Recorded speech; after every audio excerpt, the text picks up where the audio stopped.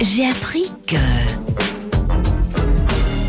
Avec l'inégalable Fabrice de Bacquer qui nous rejoint ce matin. Bonjour Fabrice. Bonjour Jean-Marc, je vous retourne le compliment. Oh, vous êtes trop gentil. Vous nous parlez ce matin du cheval ardennais. Ah oui, encore une spécificité de l'Ardenne. Mais bien évidemment. Qui, dès le départ, en fait, très tôt, puisqu'on est au 5e siècle avant Jésus-Christ, l'historien Hérodote, qui voyageait beaucoup pour essayer d'écrire un guide touristique, parle déjà de cette race de chevaux qui, au départ, n'est pas aussi costaude que maintenant. D'accord. C'était plus des chevaux endurants, solides, assez petits, destinés à la cavalerie.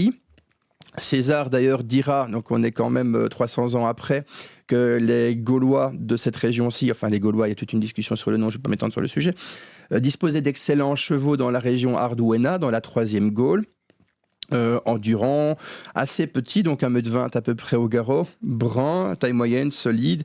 On en trouve beaucoup dans le sud de ce qui est maintenant la Belgique et donc dans le nord-est de la France. Donc c'est essentiellement des chevaux de selle. Avec le temps, ils ont été utilisés aussi pour ce qu'on appelle le trait. Donc c'est quand ils tirent des trucs. Oui, oui. Enfin, quand ils tirent. On attache un truc sur le dos et ils le tirent pas. Pam. Vous l'aviez compris. C'est parce qu'en fait, au Moyen-Âge, avec le développement de l'artillerie, ils vont être utilisés pour tirer les armes de trait. Le cheval de trait va tirer les armes de trait. Ils vont tirer des pièces d'artillerie, sous Napoléon aussi.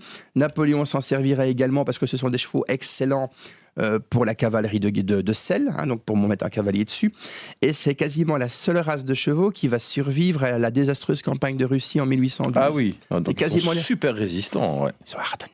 Voilà, nous sommes d'accord. Alors, à partir de la moitié du 19e siècle, donc vers 1850 par là, les éleveurs se disent qu'on pourrait renforcer un petit peu la race, puisque dans notre région notamment, il y a beaucoup d'exploitations agricoles et qu'un cheval de selle manque un petit peu de solidité. Donc, en croisant les races, l'Ardennais, qui est considéré comme un améliorateur de race, mademoiselle, pensez à ça pour votre futur marié,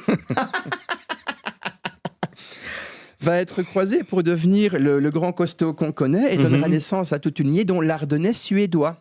Ah oui. À une époque, c'était les Vikings qui nous envahissaient. Maintenant, c'est l'Ardennais qui envahit la Suède. Ah oui. Ils en sont très contents. Il est toujours utilisé. C'est l'une des stars de la foire agricole de Libramont qu'on ne présente pas. C'est considéré comme une espèce en danger, mais on peut espérer que le redéveloppement du débardage et des loisirs écologiques pourront lui permettre de recommencer à proliférer. C'est très important. On croise les doigts. Merci Fabrice. À bientôt. À bientôt, Jean-Marc.